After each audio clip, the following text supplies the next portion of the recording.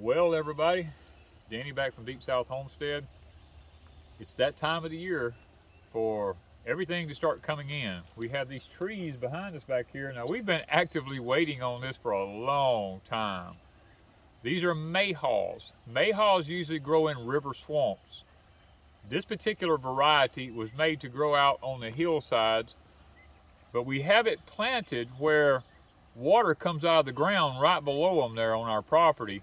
So they're technically not in a swamp, but they're in a place that simulates the exact same thing, and we're about to go see if some of them ready to harvest. Okay, we're here at the back side of our property. Our neighbor has a big pond on the other side over here. That used to be a swamp in there, and years ago the previous owner came in and built this pond down in here, and this place, you know, it's a great place for a pond. It was a swamp bottom in there. It stayed with water in it anyway, and the springs that feed it actually run out of our property here and run up into it. This is our back pasture here that goes off into a big swamp back in here behind it, and we have actually a branch bottom on the side over here that would also make a really great pond, but we have a pond right up above it that we have with fishing. If y'all have seen our videos where we actually built a pond. And now you can see here where the water's actually coming out of the ground right here at our fence line here where the cows stay in there at. And we planted our trees right up from that, and there's crawfish holes everywhere in here. If you look here, and these some big old crawfish. I'm talking about big crawfish holes everywhere. It tells you how wet it is. The water's within 1.5 feet of the ground here, 1 foot usually. But what we're gonna do is I came out here the other day to do some weed eating, and I realized the Mayhaws are already falling. So we're gonna go around on the trees where I've done some weed eating at and look and just see if we can pick up some of them that fell on the ground, and there may be some on the trees. We can bump the trees, and some of them may fall off that's actually ready. This done fell off. It's not dark red, but it's a little red. It's getting there. Makes some good jelly. It makes good jelly. Makes excellent jelly. As I was weed eating, they're on these trees everywhere. I mean, by the thousands they're up in here. It's not quite there yet. They're still pretty green, but they're in here. I mean, they're everywhere in here. And this does have thorns on it. Yes, these trees have humongous thorns on them. So you don't want to put them anywhere that somebody might get hurt with.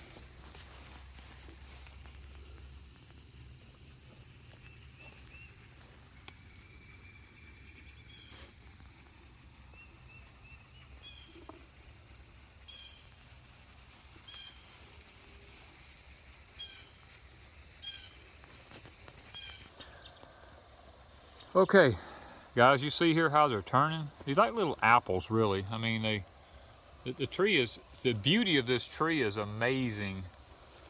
When you look at all the little pinkish reds on it, they hadn't quite turned red all the way yet. We've had such bad wind that every time, like up above it up in here, every time we get started getting the fruit on here, the wind blows. And today we're under a high wind warning again for 30-something mile-an-hour winds. I mean, guys, it's just heart-wrenching to see that wind come in here and knock them off before they get ready. And we are looking so forward to them. We're gonna try to get down here with the lawnmower in a little while and do a little bit more. And I'm gonna cut the grass a little closer to the ground. Well, here's a pretty one right here. Look at this one right here. And you just touch them, they fall off in your hand. I mean, look at, it's like a little crab apple.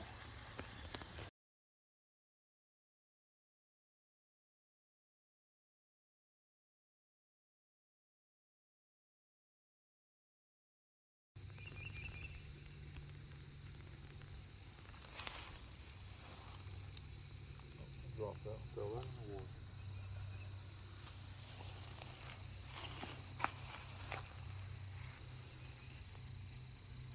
Look at these. Isn't that beautiful? Like little tiny apples. They're so pretty. Well, while we're out here looking at the Mayhaws, I looked down and actually we have something else ready. It's called dewberries. They're everywhere down in here. I mean, these things are, look at this. There's one right here. One back here. Yeah, man. All the red ones in there is turning. There's one right there, another one ready.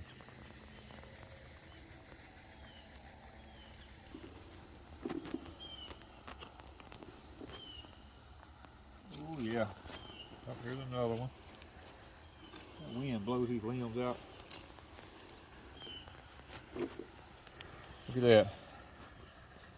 That's what permaculture is all about, guys. My hand's dirty. That don't matter. Man. Look at that. That's the beauty of a fresh harvest like this.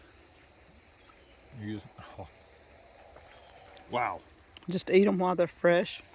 Eat them while they're fresh. And you can make jellies and jams. Oh yeah, you can make jellies and jams, pies. Yeah. Cobblers. Why? When you can eat it fresh. Oh, that there's like candy. Wow. It's amazing. Man. And what we got here? These trees? These are loquats. We've never grown them here before. Well, this one here's a grafted one. This one here's a gold nugget. This is seedlings. We got 2 seedlings and 1 grafted one. I guess we'll just kind of wait and see how the seedlings do. The seedlings is actually outgrowing the grafted one. But if those don't, they say that sometimes the seedlings don't do nothing but make an ornamental tree. Well, I'm going to show you what I've done just in case. Up one sprout coming out down here like this right here. In case this tree doesn't make a good loquat, I'll cut it off and graft that right there. So, permaculture. And behind you? And Why, you behind didn't me? mow all this? Oh yeah, when I'm mowing, I leave the clumps of red clover that you see here, the crimson clover. This comes off of the hay. When we're bringing hay to our cows, pieces of it fall off on the sides of the road here. And when this red clover pops up, I leave it and I don't mow it down. I mow all around it. So what happens is when I don't mow this stuff down and I let it go to seeds, and I come in here with a lawnmower once it's seeded up good and it's dry, the lawnmower spreads them everywhere. And after a period of time, what happens is they begin to cover the ground everywhere, and they are a nitrogen fixer, so they're putting nitrogen back into our soil. A prime example is under our pecan tree over here. We have, last year we had some come up like this, and I waited till it went to seed and I mowed it. This year, all under the pecan tree is nothing but red crimson clover, and it's putting nitrogen back into the soil for the pecan tree. And here, guys, is what I was telling you about under the pecan tree here. A lot of this is done going to seed. It's done drying pretty good. The pecan tree is enjoying it. It's leafing out really good here, and the clover is just doing a job at being a nitrogen fixer. But now you look in the background there by the pier, and to the left of our pier, you see those little leaves right there? Those are our elderberry trees. We stuck a bunch of sticks in the ground right around the edge of our pond. We're trying to root them. Thank you, Miss Brittany. Yeah, Miss Brittany in Medicine Town, and throws a bunch of them over in the back of our vehicle. I brought them home, whacked them off, scraped the bark on them a little bit, and stuck them in the ground right at the edge of the pond where they'd stay in some moist dirt. And look at that. Those babies are kicking, and I don't know if they're rooting yet. It's been about a month. It's been close to a month, yeah. So we'll be checking them here before long to make sure they got roots on them, and if they do, we'll be putting out some more elderberries somewhere. Well, here we have the yarrow that's coming up under here. This is coming up under a mimosa tree here. This mimosa tree came up after Hurricane Katrina came through. It's a giant tree. I mean, this thing is big.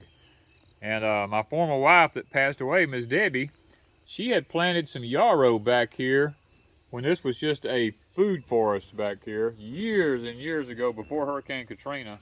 And guys, this stuff is doing nothing but spreading. It's everywhere in the backyard here. Another permaculture system working here. The yarrow is growing up under the mimosa. And here we have what I call, this was my grandfather's fig tree when I was a little kid. My grandfather had this very tree right here. And when he passed away, I went and dug it up and brought it to the house here. And guys, look at the figs that's already on this tree. We call this grandpa figs. These figs get as big as almost as big as a tennis ball. I mean, they are really green and really huge right now. They're starting to pop out on these limbs here. There's more of them there. They're in their early stages. Here's another one right here. See, we have some up inside right there. I actually have rooted one of these trees. I have successfully rooted it. I have it in my high tunnel over there so we can get another one going and we don't have just the one to put somewhere else on the homestead here. Well, a little bit more of our permaculture that we have going on here is behind our high tunnels here. This is kind of a little bit of a lower area. It's kind of a little bit damp because the pond is right next to it right here. We've moved our sugar cane back here and we're trying an ancient way of planting this and planting it in small clusters and circles, about a 5-foot circle. We started over here at this end. We have one cluster there. There's one that can pull that up where you can actually see it there. This is a technique that they used to do years and years ago. We're trying it here to see how it works. We have another cluster here. And we have another cluster here. We actually have several of them. Over there we have some more. And guys, all down through here we have it. And I know it looks like a jungle. But this is the red crimson clover right here. And I'll show you. See that right there? That's the seed. It's ready to go to seed, a lot of it. And that's what we're doing. We're waiting for all of this to dry. And once it all dries, I'll come in here with a lawnmower and I'll mow it and I'll spread it all over this whole place because this is a nitrogen fixer. It's putting nitrogen in the ground for our sugar cane. It's part of a permaculture type setting. You got to get out of your mind. Everything's got to look pristine 100% of the time because permaculture, you've got to let it do its thing in order for it to be successful. Now, when all this clover dries and then it's done, we will come in here, we will mow all of this down, and then it will look pristine at that point because we'll spread all this stuff on top of the ground and it will do good. Now, this one here is covered up with yellow wood sorrel. Now this stuff right here, let me see if I can get one of these up for you. If I can find the roots of one of these things. Here's one right here. This is yellow wood sorrel. We let this grow in here because this is, it has little pods that look like okra right here. You see that? Looks like little okra pods. Guys, if you're suffering from a vitamin C deficiency, this stuff is extremely high in vitamin C. You can eat the leaves off of it. You can eat the whole plant, and it's really loaded with vitamin C, and it really has a good taste to it. Plus the chickens love it. Oh, the chickens love it. Yes. And so when we clean this bed, this will go to the chickens, but we're letting it stay until it all gets harvestable around here. Yeah, we'll wait till the seed pods on it here. As they begin to form their seeds and get ready to drop them, we will come in here and start pulling this stuff up and we'll give it to the chickens and they'll enjoy it. And now, our sugar cane will look like this once we get it cleaned. Yep. And then we'll tie it up once it gets tall enough. Yeah, we'll that way we'll run a thing around it and tie it so that maybe the wind won't blow it down, because this year, let me just explain something. Another reason we've done a lot of this is our future in America is about, well, worldwide is about to change. Our weather's fixing to get violent. And when I say violent, we're talking about very high winds and stuff like that. And when you grow crops like sugarcane, corn, all these different types of crops, they're going to end up being blown on the ground. So what we've done is we've come in here and planted our sugarcane in clumps like this. And hopefully what we're going to be able to do is, if it comes down to it, we can drive some steel fence posts around it, and we'll be able to put a wire strapping around there to prevent this stuff from all blowing over on the ground. that's our plans as our climate begins to unfold into the future to become a violent climate here. So that's part of our permaculture that we're doing. And we also have it hidden behind the high tunnels down in here to help break some of the wind off of it also. Well guys, also, this is our mulberry tree, one of them. The leaves were totally gone a month ago. A month ago, this tree was loaded with mulberries, and we had a freeze come in here, and it wiped out the whole top section of the mulberries, wiped out all the leaves off the top of the tree. A few leaves remained under the bottom, and Wanda and I was able to harvest some of the mulberries off of it. And then we had the violent windstorms come through here, and they just blew off the mulberries on the ground everywhere. We got some of them. Our hopes is that it was early enough in the season that it did this, that hopefully the tree might put on a second crop. And the reason we think it might is because I came out here and I started looking, and I see these right here. This is another crop of young mulberries coming on. So maybe, just maybe, because the freeze bit it back and all these new shoots are coming out everywhere, we might get a second crop of mulberries. That's what we're hoping for. Now, of course, you see the beauty of the background here. This is so pristine to have the pond and the pier and all that in the background right here. The mulberries growing next to it because they like to grow in river swamps. We put it down next to the pond. It's not too close to the pond, but it's close enough that it gets the ample supply of water that it needs. And it makes the setting so enjoyable when we're sitting here. All right, here we have another variety of mulberries on our place here. Now this one comes out a little bit later, and this one is literally loaded this year. It flowers out after all freezes is gone and everything, guys, and the whole tree is loaded. I mean, this is an older tree. It's been here for quite a while. I imagine this tree's been here since not long after, probably a little after Katrina. I planted this tree. And it's bore mulberries for many, many, many years. And like I said, it's a tiny variety. It's not the old big long ones like the other tree over there is. But it's faithful and it produces on a regular basis. And then right beside it here, to tie in more of our permaculture, is we have our blueberries back here. We have a couple of apple trees mixed in with them. And the blueberries this year, guys, if nothing happens, they are loaded. Guys, just look at the blueberries on these trees. These trees this year are literally loaded with blueberries. I don't know what Ms. Wanda and I is going to do with the blueberries this year. Oh, somebody's going to get some blueberries. Because there's only like, what, 50 trees in here? I mean, look at this. Just look at the blueberries. They're here about literally thousands and thousands and thousands of them. I mean, somebody's coming to pick blueberries, all I got to say. I gotta say, kids, if you're watching this video, you better come pick some blueberries when they get ready. Because these trees are literally loaded. I mean, everywhere you look, there's blueberries. Now this here is a totally different variety. This is the Mayhaw. They're not quite as far along as the premiers are, but they are just like the premiers. They're loaded to the hilt. This here is yet another variety we have. I believe this one's called a pink lady. This tree probably has more than any of them does. I mean, it would be innumerable to count how many's on this one tree here. It is loaded with so many.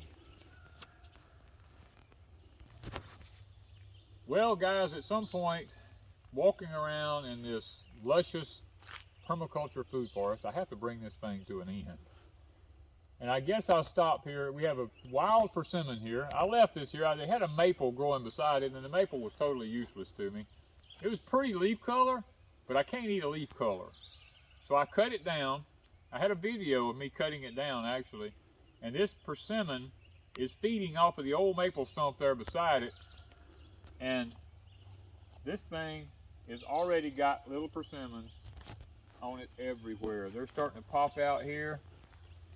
They're kind of a little bit difficult to actually spot in the beginning when you look at them, but it won't be long they'll be budding out here, and this tree will have thousands and thousands of persimmons on it. Now, we don't harvest these to eat.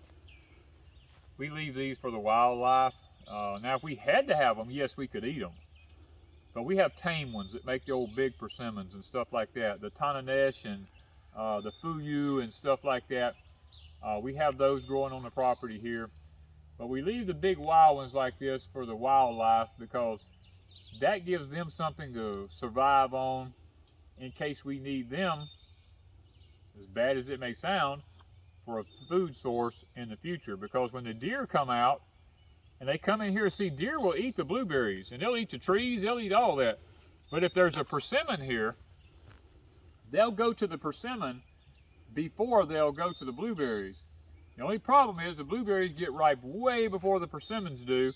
So if we can keep them out of here till the blueberries is over with, then when fall comes and the persimmons begin to drop, the deer will come right here to the house, and we technically don't have to go looking for deer because they come to us, because this is a permaculture food forest. So guys, thank you for going along with us on this journey and allowing us to show you a little bit of our food forest here, our permaculture, how we have it set up. Now, this is not all of it. This is just a very small portion of it.